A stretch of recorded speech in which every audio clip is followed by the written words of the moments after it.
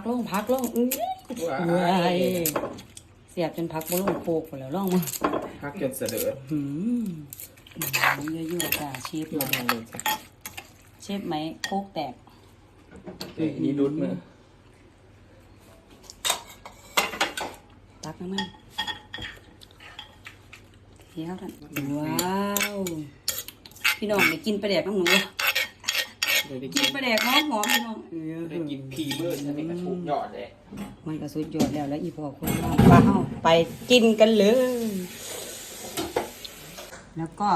เนี่ยส้มผักดองเบิ้งอาหารเรา ตำหัวมะหอยด้วยจ้า ห